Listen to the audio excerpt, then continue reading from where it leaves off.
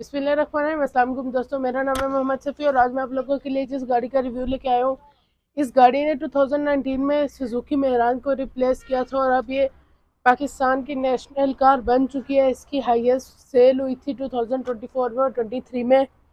अभी का फ़िलहाल पता नहीं है क्योंकि अभी वो लिस्ट आई नहीं है। The one and only Suzuki Alto VXR। अगर इस गाड़ी की फ्रंट लुक की बात कीजिए तो मेरा ख्याल है अगर इस गाड़ी में बोनट ना हो तो ये इसकी लुक बिल्कुल कैरी डब्बे की तरह होती है। इस गाड़ी की जो हेडलाइट है वो काफ़ी ज़्यादा बड़ी बनाई गई है। मुझे नहीं पता क्यों इसे ऐसा बनाया गया है, हालांकि देखा जाए जिसकी कंपैरिजन की गाड़ी उसमें थोड़ी छोटी आती थी और डिसेंट आती थी, इसमें बहुत ज़्यादा बड़ी बना चुके हैं। और बोनट के आगे थोड़ी सी कुछ भी थोड़ी सी बंदा कोई कर्वनेस देते इन्होंने कुछ भी नहीं, इन्होंने खाली गोलाई करके नीचे किया वैसे। अगेन ये इसकी लुक को थोड़ा सा कम कर देते, अगर इसे ज़रा सी भी इन शेप लाते तो वो काफ़ी अच्छा रहता। मेरा ख्याल है अगर ये बोनट का होता इसका फ्रंट आगे ऐसे ही लगा देते तो इसने बिल्कुल कैरी डब्बे से मिलना था। इस गाड़ी की अगर फ्रंट बिल्ड क्वालिटी की बात की जाए तो ये आप देख सकते हैं इसके अंदर कैसी प्लास्टिक लगता है कि प्लास्टिक का बोनट है। कोई इसके अंदर बिल्ड क्वालिटी का कोई दूर दूर तक नाम नहीं आता, कोई इसका ऐसा सीन नहीं है। मेरा ख्याल है 0.5 स्टार इसकी रेटिंग होती होगी यहाँ, बट इसके अंदर कुछ चीज़ें अच्छी हैं जो मैं आपको आगे चल के बताता हूँ। इस गाड़ी की इस फेंडर की बात कीजिए तो एक गोलाई है कंटिन्यू दे रही है जो बम्पर से लेके यहाँ हाफ तक आती है, इससे नीचे नहीं जाती। हाँ, ये एक प्यारा लग रही है, लगा हुआ है कि गाड़ी के ऊपर कोई टाइम लगा हुआ है। एक लाइन आती है जो कि फ्रंट लाइट के पास से शुरू होती है एंड एंड यहाँ तक आती है। ये यहाँ से इसे कर्व दिया गया है और ये डोर के टॉप तक आ गया है। नीचे इस गाड़ी के कुछ खास नहीं है। इसके साइड मिरर सिंपल आते हैं, ब्लैक में आते हैं, VXR में ब्लैक में आते हैं, VXL में जो है वो वाइट में आ जाते हैं, बॉडी कलर के साथ मैच के आ जाते हैं। Same goes for door handles and इसके साइड मिरर्स जो हैं वो हाथ से एडजस्ट करने वाले हैं और ये जिस पर क्लोज होते हैं तो पता नहीं है, फिर भी ऐसे खुले हुए ही लगते हैं, ज़्यादा क्लोज भी नहीं लगते। बट इतने प्राइस बजट में अगर आप ये चीज़ें दे रहे हैं तो ये मेरा ख्याल है काफ़ी अजीब सी बात है। इस गाड़ी की अगर बैक लुक की बात करें तो ये काफ़ी अनकन्वेंशनल सी इसकी लाइट दी गई है, मसलन कि इसकी बम्पर में लाइट आती है, इसके अलावा जितनी भी गाड़ियाँ हैं उसकी बूट में लाइट आती हैं बट इसके बम्पर में आती हैं। ये काफ़ी अजीब सी बात है। बम्पर्स होते हैं क्या वो ज़ाहिर है वो टचिंग में काउंट नहीं होते बम्पर। अब ये हल्का सा भी देखें यहाँ करीब लाएँ तो वहाँ पे वो गाड़ी पार्क थी, वो प्लेस दिखाएं ज़रा। पीछे से जिस वक्त ग्रैंडी आई है, ग्रैंडी के नंबर प्लेट के ऊपर एक इतनी सी लाइट लगी होती थी। अब ज़ाहिर है वो एक्स्ट्रा पार्ट था, वो पता नहीं लगा एंड वो जाके सीधा इधर लगा है। अब अगर इसके यहाँ पे लाइट ना होती तो ये लाइट ना टूटती। लाइट एक देखा जाए तो एक काफ़ी ज़्यादा वैल्यू रखती है लाइट।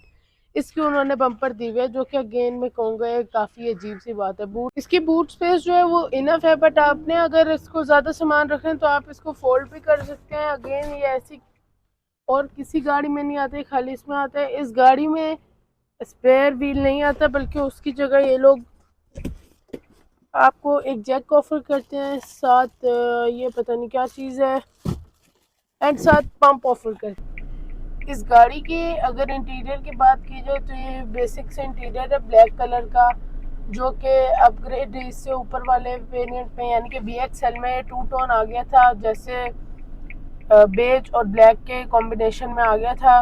इस गाड़ी के इंटीरियर में आए थे तो एक और चीज़ आप बड़ी कॉमन देखेंगे कि इसके जो है पावर विंडोज़ नहीं आती इसकी।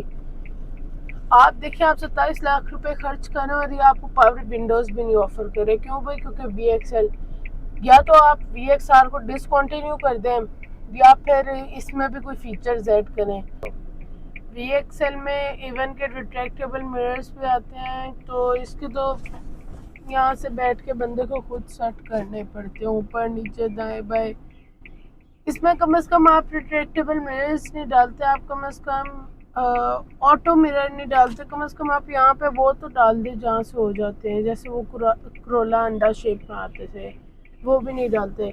इस गाड़ी की फ्यूल इकोनॉमी के बारे में आया जाए तो 17 to 20 इन सिटी, हमें तो खैर 16 to 20 इन सिटी देती है, और लॉन्ग पे इसकी एवरेज ज़्यादातर कम ही आती है, क्योंकि उस लिहाज से कम आती है, 20-22 आती है, क्योंकि ज़ाहिर है 120 पे जिस वक्त आरपीएम बढ़ा हुआ होता है तो उस वजह से उसकी एवरेज उस लिहाज से नहीं आती जितनी लोग एक्सपेक्ट कर लेते हैं। जी 30 आएगी, 30 चीज़ कोई नहीं आती, इसकी 22 तक आती है। मोटरवे पे 22 से कम ही आएगी, या 23 से कम ही आएगी, तो इससे ऊपर नहीं आएगी।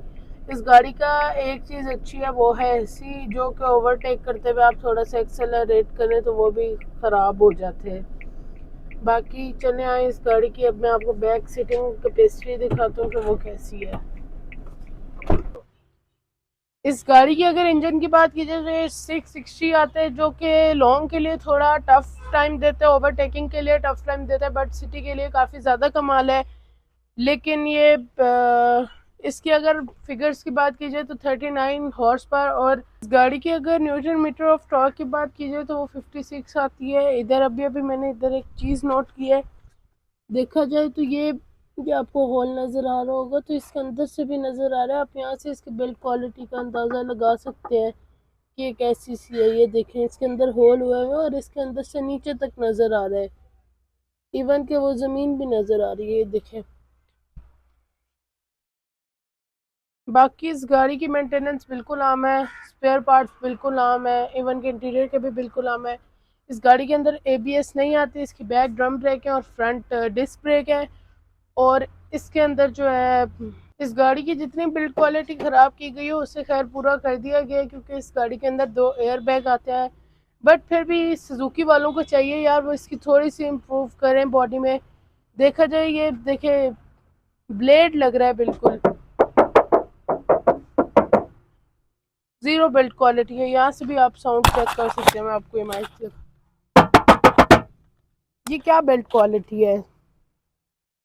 इस गाड़ी का कुछ कह नहीं सकते हैं यार। ठीक है, इसके आपने फ्यूल इकॉनमी अच्छी कर दी, एसी थोड़ा बहुत अच्छा कर दिया, लेकिन ये बात तो नहीं है ना कि आप इसकी बिल्ड क्वालिटी बिल्कुल ही ख़त्म कर दें। लेकिन चले, कुछ नहीं होता।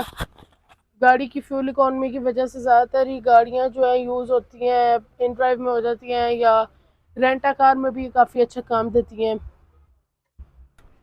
अगर आप लोगों को इस गाड़ी का रिव्यू अच्छा लगा हो तो चैनल को सब्सक्राइब और वीडियो को लाइक करना ना भूलिएगा। Thank you for watching.